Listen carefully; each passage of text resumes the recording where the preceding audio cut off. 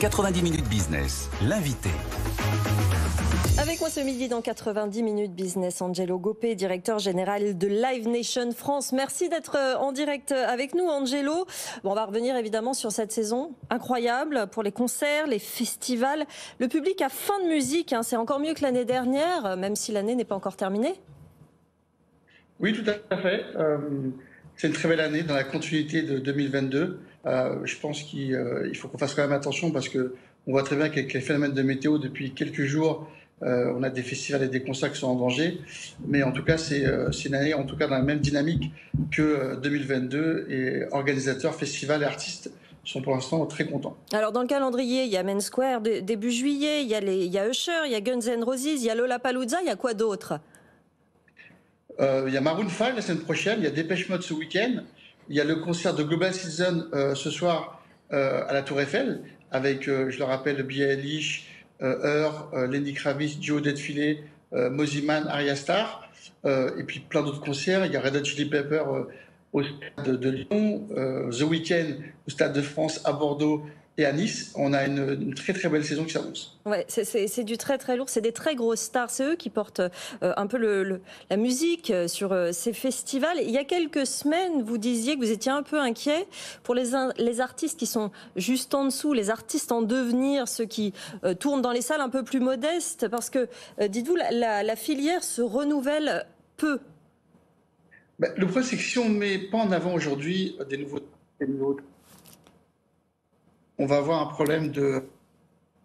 Allô? Oui, allez-y, on vous écoute. Oui, c'est bon.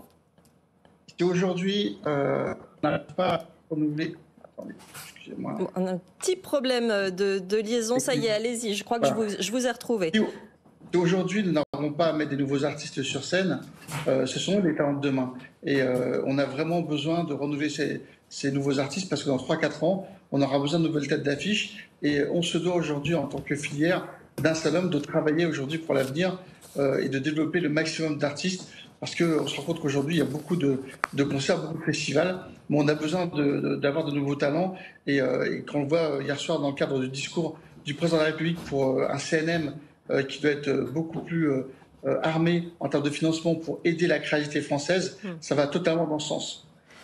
On va parler un petit peu du prix des billets. C'est vrai qu'on en parle depuis quelques jours, les réseaux sociaux qui dénoncent l'explosion des places, du prix des places de concert. Est-ce que vous pouvez nous réexpliquer comment ça se calcule et pourquoi certains prix ont particulièrement augmenté?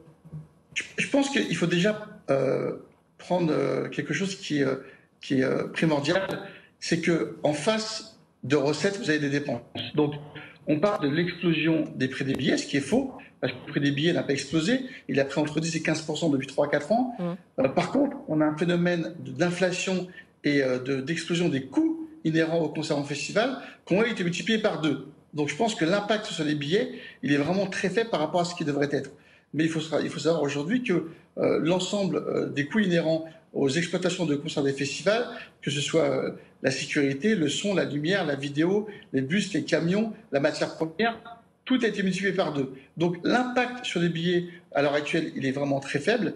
Et les billets de concert aujourd'hui, on est encore très loin des billets de sport ou des billets dans d'autres pays. On a réussi à maintenir cette inflation galopante pour avoir un prix qui soit encore abordable sur les concerts.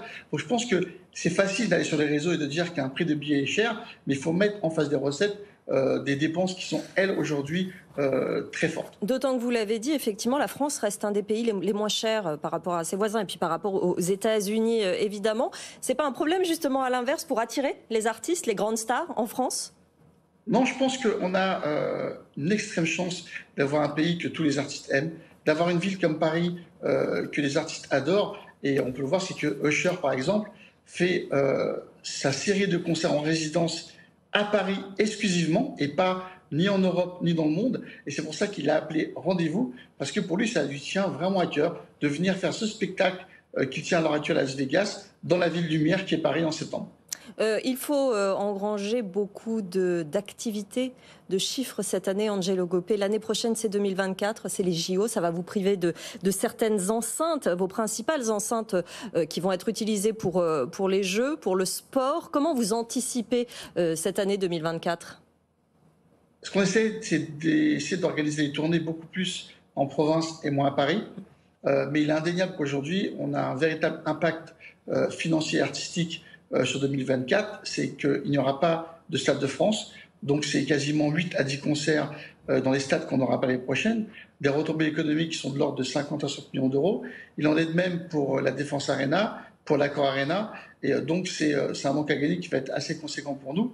On va essayer de trouver des alternatives. Effectivement, on entre dans les stades de province et dans les salles également en province.